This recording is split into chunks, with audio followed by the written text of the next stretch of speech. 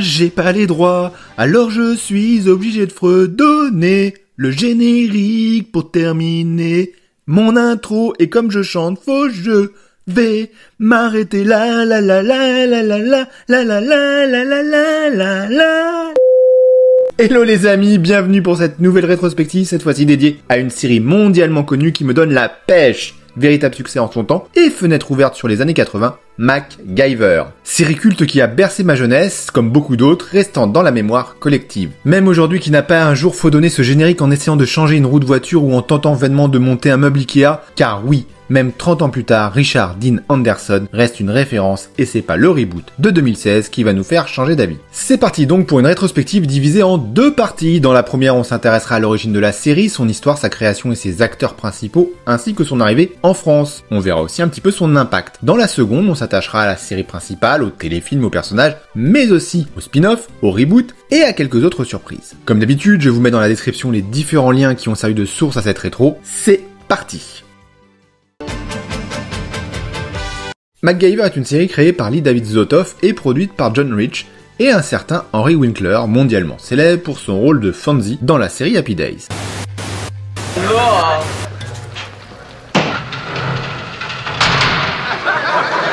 get the key. No need. You do this.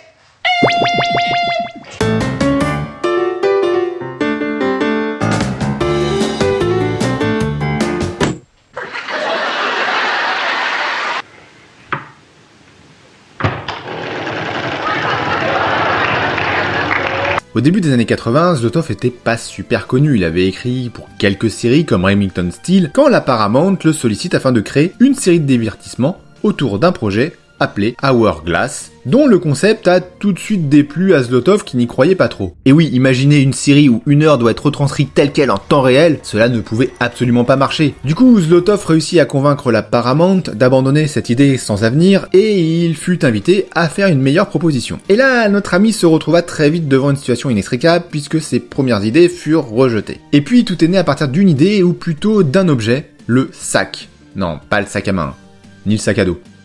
Là, je parle du Swiss Army Knife.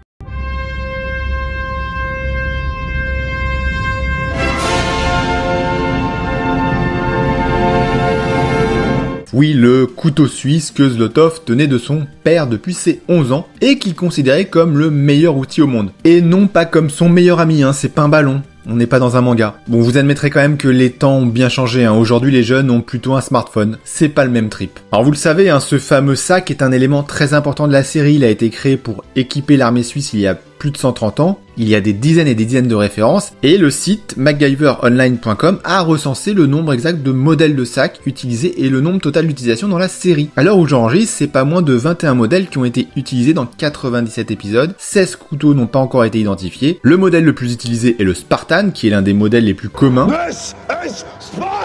MacGyver utilisant principalement des modèles peu extravagants, pas beaucoup de fonctions. Il utilise néanmoins un handyman dans l'épisode 4 de la première saison. Deuxième élément qui vient ensuite décrire le personnage, son aversion pour les armes. Et ce simple élément va définir le concept même de la série. Notre héros, sans armes, doit se débrouiller avec son environnement pour battre les méchants. C'est l'essence même de son personnage. Quant au nom, Zlotoff expliquera qu'il aimait bien le prénom Guy, enfin Guy en anglais, mais c'était considéré comme insuffisamment cool. Il faut savoir qu'à l'époque, la mode était d'utiliser des Mac devant tout et n'importe quoi, et notre créateur se référa principalement à McDonald's. Il eut donc l'idée d'appeler son héros MacGuy, ou McGee en bon français. Mais c'était pas encore ça, alors finalement avec son équipe, il décida de rajouter une syllabe pour créer MacGyver, et comme c'est un Mac, il a des origines écossaises. Mais l'idée de McGee ne fut pas complètement abandonnée, puisqu'en France, à la même époque, on a créé ça, dans un registre complètement différent.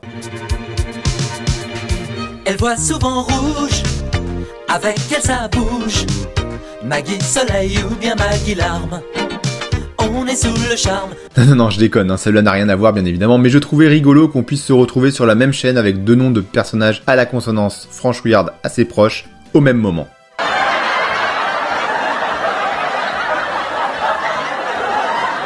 Oui, merci public. Mais revenons à notre personnage. Comme la plupart des héros de l'époque, Columbo, Magnum et bien d'autres, MacGyver n'avait pas de prénom. Il a fallu attendre la dernière saison pour le connaître, et c'est Angus. Et vu comment c'est moche, on a bien fait d'attendre si longtemps. Ils auraient même pu le garder pour eux finalement. Cela étant, les caractéristiques principales du héros étaient créées, et il ne restait plus qu'à sélectionner les acteurs. Alors évidemment, je ne vais pas revenir sur tous les acteurs de la série et je traiterai des principaux à commencer par le génialissime Richard Dean Anderson. C'est simple, MacGyver, c'est lui et pas un autre. Richard est né en 1950 à Minneapolis, fan de hockey, il se casse les deux bras à 16 ans et abandonne l'idée d'être joueur professionnel. Faut dire que tenir une crosse avec les dents, c'est pas facile. Encore que on parle de MacGyver quand même. Enfin bref, il s'intéresse au théâtre, il a quelques rôles à la télé, dont celui du docteur Jeff Weber dans la série Hôpital Central, et il endosse le rôle du héros écolo à 35 ans. Selon l'histoire, lorsqu'il a passé l'audition, sa myopie l'empêchait de bien lire le script de sélection. Il demanda alors à porter ses lunettes et ce comportement très naturel, accompagné de sa gestuelle, très simple, très sobre, très humble, lui permit de remporter le rôle face à des candidats bodybuildés. Rôle bien évidemment qui boosta la carrière qu'on lui connaît. À ses côtés, les producteurs ont retenu Dana Elcar pour jouer le rôle de son ami et patron Peter Stanton. Né en 1927, Dana est un vétéran du petit et du grand écran. Il a tenu de nombreux rôles, surtout secondaires, il est aussi très connu pour son personnage du colonel Lard dans Les Têtes brûlées. Il développera au cours des années un glaucome, le rendant progressivement aveugle, ce handicap nécessitera d'adapter son personnage de la série. A noter qu'il ne joue pas tout de suite Peter Stanton, qui n'apparaît que dans l'épisode 11 finalement. Dans le premier épisode, il joue Andy Coulson. Hélas, Dana Elcar nous quittera en 2005. Les deux autres personnages emblématiques de la série sont Jack Dalton et Murdoch. Ils sont joués respectivement par Bruce McGill et Michael Debar. McGill n'est pas super connu quand il prend son rôle de vieil ami de Jack Dalton, mais fera une carrière honorable, souvent dans le rôle du gentil copain du héros. Le mec sympa quoi, mais un peu roublard. En ce qui me concerne, je me rappelle surtout de ses apparitions dans divers épisodes de Code Quantum, et notamment dans le final. Debar, avant de jouer la némésis de MacGyver, était surtout chanteur. Mais il a quand même donné la réplique à Clint Eastwood dans Pink Cadillac, et a fait quelques apparitions depuis dans quelques séries, comme Lois et Clark et NCIS. À leur côté, citons quand même Jess Colton, joué par Richard Lawson, connu pour son rôle du Dr Ben Taylor dans la série V de 1983, ou encore Ryan dans le film Poltergeist. Mais MacGyver, c'est aussi la découverte ou la confirmation de jeunes talents. Du côté des personnages féminins, on retrouve la très belle, à l'époque, Terry Hatcher. Si elle a véritablement débuté dans La Croisière s'amuse, c'est dans son rôle de Penny Parker qu'elle lance véritablement sa carrière, avant d'enchaîner avec Lois et Clark dans les années 90 et Desperate Housewife dans les années 2000. Mais c'est aussi l'une des premières apparitions pour 3 épisodes de Mayim Bialik, encore enfant, connu pour son rôle de petite fleur, et plus tard d'Amy Farrah Fowler dans The Big Bang Theory. Côté masculin, on retrouve Cuba Gooding Jr. qui apparaît dans 4 épisodes. Et puis on a aussi Jason Priestley, pas encore connu pour son rôle de Brandon dans Beverly Hills, mais un petit peu connu pour son rôle de Toby dans 21 Jump Street. Et puis MacGyver, c'est aussi quelques guests bien connus à l'époque, citons en vrac Robert Englund, le célèbre Freddy des films d'horreur, Patricia McPherson, qu'on voyait apparaître aussi dans K2000, et Robert Pine, que vous connaissez pour son rôle du sergent Joseph Getzler dans Chips, qui est également le papa de Chris, que vous connaissez pour ses rôles dans Wonder Woman ou Star Trek. Alors le saviez-vous, quelques acteurs de Stargate SG1, série dans laquelle jouera plus tard Richard Dean Anderson, sont apparus dans MacGyver. C'est le cas de Don S. Davis, le général Hammond, qui jouait également la doublure de Dana Elcar. C'est vrai qu'ils se ressemblent un peu. Il y a une bombe à l'intérieur. On t'a dit que t'adulciné de tromper avec un postier, mais c'est pas une raison. Marc. Ou encore Christopher Judge, Tilk, qu'on aperçoit dans la saison 5. Flank left, dog blue.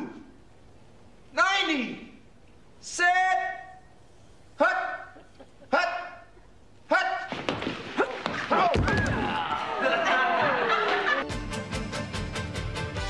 Côté musique, l'excellente introduction que j'ai outrageusement mutilée nous vient de Randy Edelman qui a également travaillé sur l'OST général de la série. Avant MacGyver, il n'a pas réalisé beaucoup d'œuvres, du moins pas très connues chez nous, mais par la suite il a beaucoup travaillé dans le domaine audiovisuel, sur Briscoe County avec l'excellent Bruce Campbell, et sur pas mal de films comme SOS Fantôme 2, Le Dernier des Mohicans ou encore The Mask. Le thème est clairement une référence et n'a pas perdu de sa superbe malgré les années, il a subi quelques variantes de ton en fonction des saisons, mais c'est très léger. Fort de ce casting et de son générique inoubliable, la série débarque sur le réseau ABC le 29 septembre 1985. Elle comptera 7 saisons et 2 téléfilms. C'est un grand succès d'audience et la série devient très vite un phénomène dans le paysage audiovisuel. La série débarque en France moins d'1 an et demi plus tard et sera diffusée pour la première fois sur Antenne 2 le 4 janvier 1987 dans l'émission Dimanche Martin, présentée par le génial Jacques Martin, qui diffusait déjà des séries américaines comme Magnum, L'homme qui tombe à pic, ou Chips. En France, MacGyver était doublé par Edgar Givry, acteur et comédien de doublage. Vous l'avez vu dans pas mal de films, notamment dans Le Dîner de con. Et bien son visage a fait l'objet d'une révélation en plateau en 1991 dans l'émission C'est à vous, présentée par le regretté Joseph Poli. Je suis la voix française de Pierre Arditi, parce que Pierre Arditi ne parle pas français. Alors, Ah Non. bon. Non, Oui, voilà. Ça devient nécessaire. Non, alors, on n'a pas connu cette Alors qu'il voix. tourne en Voyez. anglais. Bon, ben, Voyez, alors écoutez, Non. alors maintenant, on va tout de même dire qui est Edgar Givry. Eh bien, c'est la voix de MacGyver. Ah oui, évidemment. Et voilà. J'aurais dû Et faire voilà. attention. Et oui, et là, les enfants, quelle horreur. La séquence est d'ailleurs intéressante à voir pour se rendre compte de la perception à l'époque des séries américaines par une certaine France plutôt conservatrice. Certaines séries américaines font du mal aux autres. Parce que finalement, un peu systématiquement, j'ai tendance à ne plus les regarder. C'est Columbo encore de temps en temps. Ah bah vous un voyez. vieux souvenir. Ah. Non, mais Ah. c'est du temps où Columbo était pratiquement seul de ce genre. Et à ce moment-là, effectivement, on se jetait un peu sur Columbo. Et peut-être Mais maintenant, pas. il y en a tellement que du coup, il y a une espèce de trop-plein qui fait que même les bonnes, on les élimine. Mais oui, madame, c'est vrai qu'à l'époque, on vibrait en regardant les aventures de Maigret, hein. Mais sans doute que Marie-Henriette regrettait l'éternel homme du Picardie, J'ai 52 ans. Je suis né sur un bateau. et Dr. ben Marigny. nous aussi. On disait Ou pas. Durtol du Picardie. Alors MacGyver a eu un fort impact sur plusieurs générations. Bon nombre d'œuvres citent à un moment ou à un autre les aventures de l'agent secret écolo. C'est le cas des Simpsons, où les sœurs de Marge sont des fans absolus de Richard Dean Anderson. Spécialiste du 7e art. Alors, dites-nous qui est Homo. Oh, je ne sais pas trop. Harvey Firestein. Non. Qui donc? Oh, MacGyver.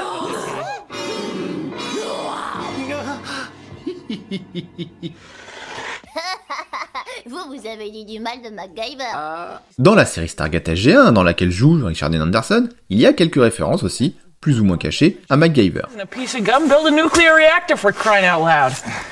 You used to be MacGyver, McGadget, McGimmick. Now you're Mr. McUseless. Dear God. Stuck on a glacier with MacGyver! Un néologisme est même né de ces aventures, le MacGyverisme, qui est utilisé pour désigner une solution ingénieuse et improvisée pour régler un problème. D'ailleurs, en 2015, le mot MacGyver est intégré au prestigieux dictionnaire Oxford. C'est un verbe qui veut dire fabriquer ou réparer de manière improvisée ou inventive. Et puis surtout, MacGyver c'est une ode à la science. Alors certes, tout n'est pas complètement réaliste, mais il s'avère qu'il y a beaucoup de choses vraies. Pour les MacGyverismes les plus dangereux, la série s'arrangeait pour ne pas montrer tout le processus afin d'éviter sa reproduction et donc les accidents domestiques qui pouvaient aller avec. Et en plus, aux États-Unis, ils ont même eu le droit à un kit pédagogique dispensé dans les écoles et lié à la série. Cela faisait partie d'un programme d'éducation appelé Super Science with MacGyver.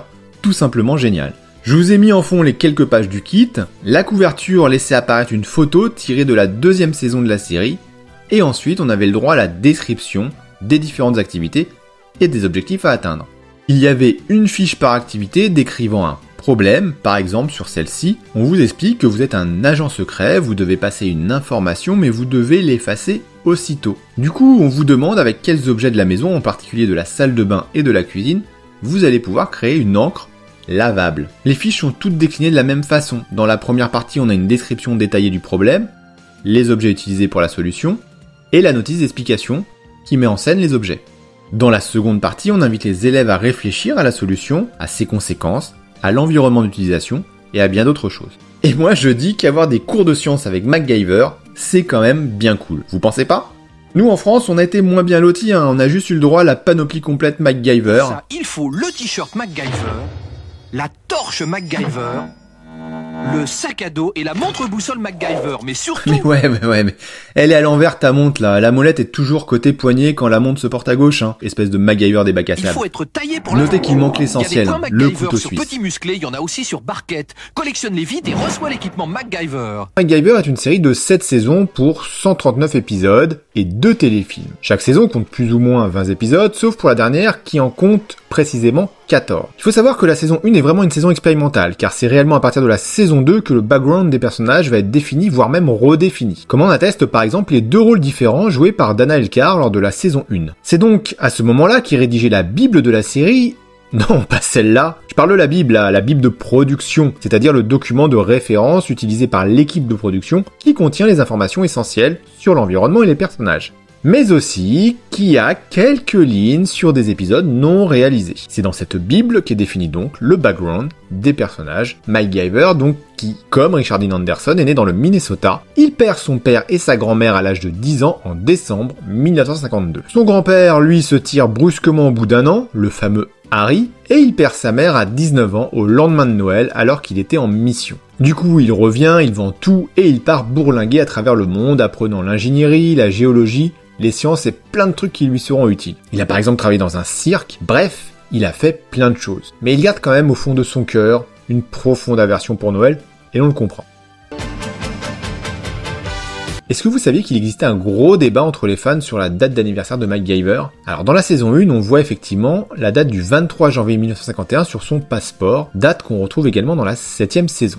La seconde date qui apparaît, c'est celle de la saison 2 dans un épisode où il démissionne de la Fondation Phoenix et il signe une lettre datée du jour. Or, c'est ce jour-là qu'a lieu sa fête d'anniversaire, le 23 mars. C'est un gros sujet pour les fans, mais vu les arguments des deux camps, je retiendrai la date qui me semble la plus officielle et la plus canon par rapport aux origines du personnage, celle du 23 mars 1952.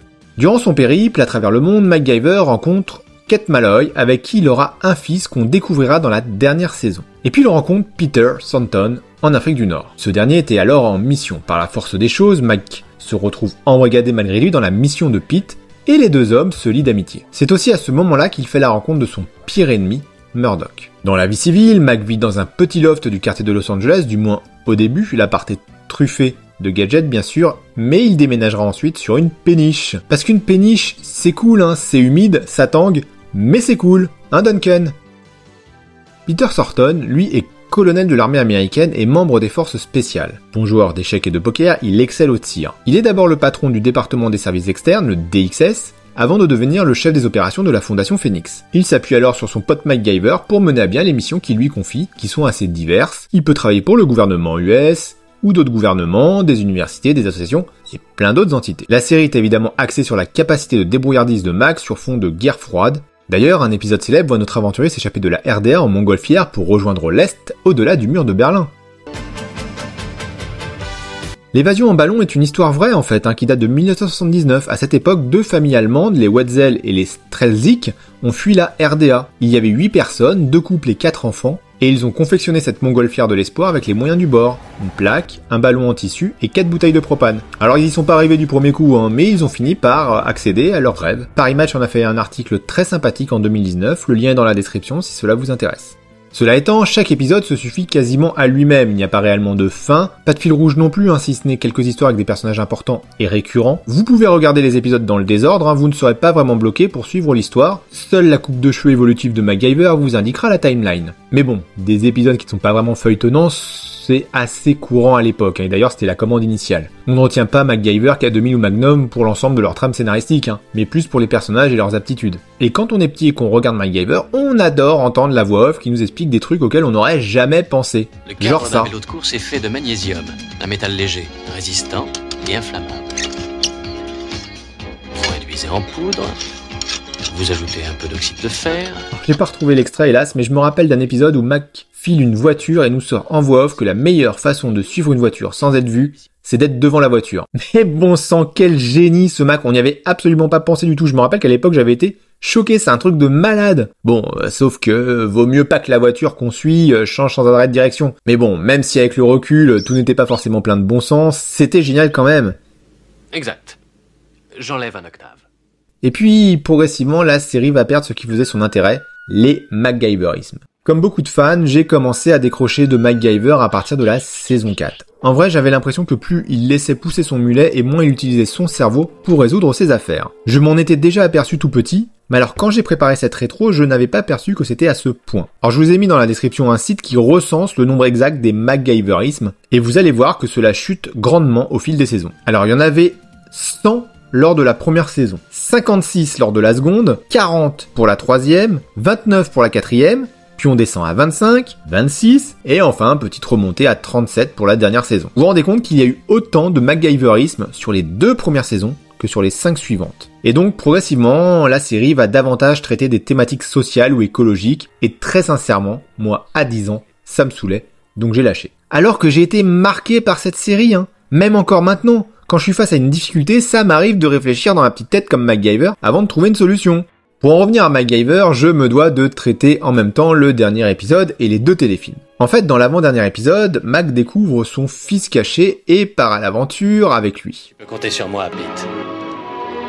Où est-ce qu'on va? À l'aventure.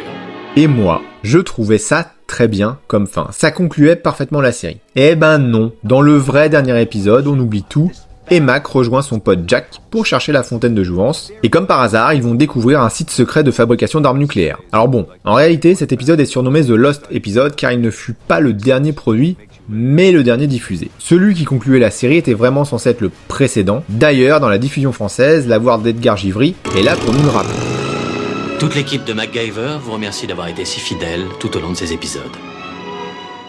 Alors personnellement, je n'ai pas vérifié, mais je ne saurais vous dire si on a bien fini avec le 13e épisode ou si on a fini en France avec le 14e et la fontaine de jouvence. À voir. Mais de toute évidence, ce dernier épisode, mêlant fantastique et armes nucléaires, a donné des idées car les producteurs vont diviser les deux concepts pour faire les 2 téléfilms 2 ans plus tard. D'abord le trésor perdu de l'Atlantide où MacGyver doit retrouver, le trésor perdu de l'Atlantide avec son prof d'archéologie de quand il était petit. Sauf que lui on savait pas qui c'était. Ça va vite, le budget est assez faible, mais il y a quand même quelques MacGyverismes sympas et on applaudit à la séquence où Mac accroche 2 missiles à une voiture pour en faire un véhicule à propulsion.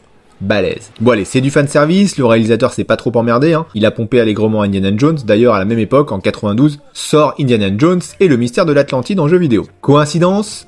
Je ne crois pas. Mais bon, c'est sympa de revoir Max, ça reste quand même un tantinet superficiel et à la limite du grotesque. Vient ensuite le chemin de l'enfer. Et là aussi, ça démarre vite. Paf ! Enfin, un pan. Un pote de Mac est assassiné, notre héros écolo cherche à retrouver son meurtrier et tombe sur une usine secrète d'armes nucléaires en Angleterre. Rien que ça.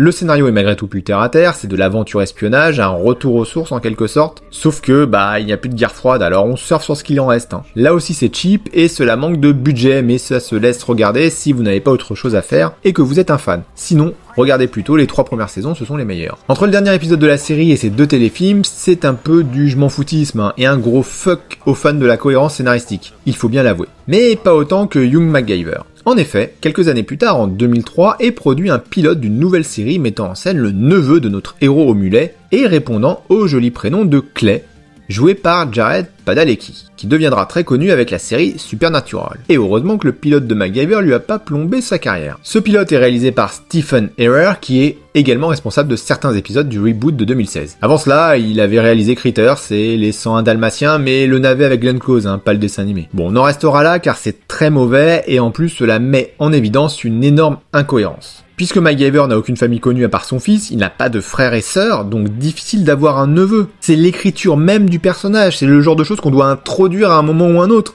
Avant. Bon sang, même pour Riri, Fifi et Loulou, on apprend au moins une fois, dès le départ, que Donald est bien leur oncle. Et oui, parce que Donald, il a une sœur qui s'appelle Della Duck, et c'est la mère des Castors Junior, qui sont des canards, mais qui ressemblent à des oies. C'est bon, vous suivez ? Puis autre réflexion, pourquoi le neveu ? Pourquoi pas le fils en fait ? Il existait le fils, pourquoi aller introduire un personnage qui n'existe pas, qui rajoute une incohérence ? On pouvait très bien imaginer un MacGyver disparu, et le fils qui part à sa recherche en fil rouge de la série. Où est-ce que t'as appris à faire ça ? J'en sais rien. Mais ça me paraît logique. Oh. Mais bon, c'est pas grave, allez on passe. Donc en 2016 sort le reboot de la série qui a eu son petit succès car elle a quand même duré 5 saisons pour 94 épisodes, même si elle a fortement déplu aux fans de la première heure. Je dis reboot et non pas préquel, même si ça se passe dans la jeunesse de MacGyver, parce qu'il y a certains personnages qui vont vraiment être différents de la série qu'on connaît. Bon, disons-le clairement, c'est pas non plus une mauvaise série. Je suis pas fan, mais c'est pas nul, même si c'est vrai qu'on est un peu perdu du nouvel environnement. Mac, ici, est joué par Lucas Havok Teal. Oui, je l'avais pas reconnu de suite, mais c'est le même gars qui joue le frère de Scott Summers dans les X-Men.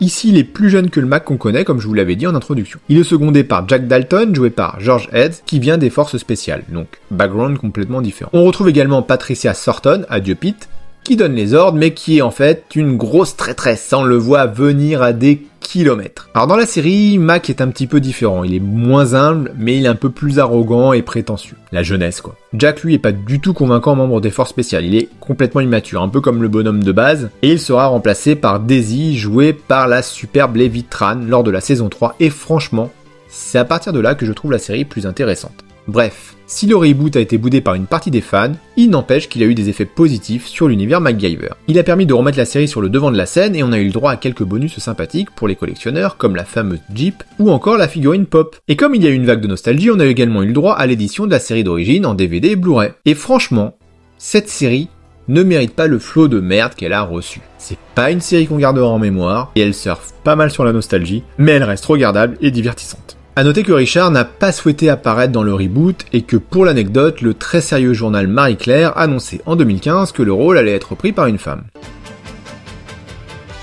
Mais MacGyver, c'est pas qu'une série et un reboot, c'est aussi d'autres œuvres plus ou moins sympathiques. Des comics et des livres d'abord, sous la supervision de Zlotov, car MacGyver demeure sa création. Le comic book s'intitule MacGyver Fugitive Gauntlet. Édité en 2013 par Image Comics, il est dessiné par Will Slaney qui a pas mal bossé sur les comics Spider-Man et Star Wars. Et bien sûr, le scénario est assuré par Lee David Zlotov, aidé pour l'occasion par Tony Lee, un auteur célèbre qui écrit pas mal pour le New York Times.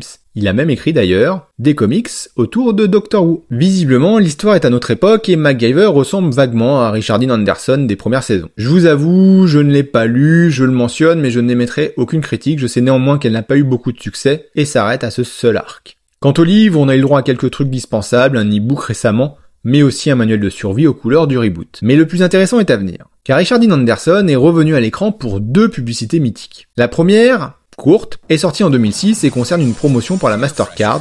Je vous la laisse découvrir en intégralité. Tube sock, $4.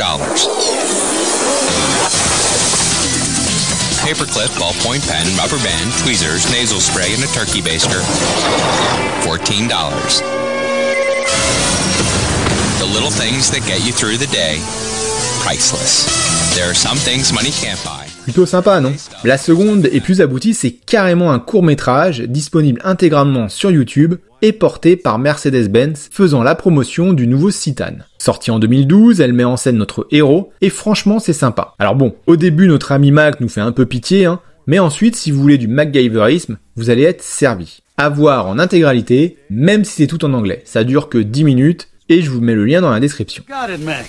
Yeah, crisis averted. Things haven't been as exciting, but having a daughter made me realize that I was doing him a favor working on Saturday, but it was the next job. Et enfin, MacGyver, c'est aussi de la parodie. D'abord dans le magazine Mad en 1991, le dit magazine a sorti quelques pages appelées MacGimmick. Vous pouvez voir en fond différentes pages dédiées. Richard a très bien reçu cette parodie et s'est fendu d'un message de remerciement. Et puis surtout, il y a le célèbre MacGruber. Alors MacGruber est une parodie de MacGyver née dans la très célèbre émission Saturday Night Live. Le rôle-titre est tenu par Will Forte, qu'on a vu dans quelques films et séries TV, et Richard Dean Anderson a d'ailleurs participé à l'émission. Inside this room. Vicky, toss me that pen cap. On the way, MacGruber. New guy, what's your name again? MacGyver. MacGyver? It's a stupid name. MacGyver, pass me that thumbtack. It's a boy, Mr. MacGyver. What are you gonna call him? MacGruber. MacGruber MacGyver? The perfect name for the perfect baby. Cette parodie télévisuelle a eu son petit succès et il n'en fallait pas moins pour en faire un film sorti en 2010. Lui par contre, il a été plutôt mal accueilli. Il faut dire qu'il n'est pas très bon et il fut victime d'un relatif échec commercial. Il n'est pas sorti en France, du moins pas directement. Zlotov voulait même intenter une action en justice contre les producteurs, action dont il a été dissuadé par ses avocats, qui ont quand même essayé de lui expliquer que la liberté d'expression permettait les films parodiques. Voilà, j'ai fait le tour de MacGyver, de manière très générale, je vous laisse le plaisir de redécouvrir les épisodes. J'espère que la rétrospective vous a plu. Si c'est le cas, n'oubliez pas de vous abonner, de la partager. Moi je vous donne rendez-vous pour la prochaine. En attendant, prenez soin de vous.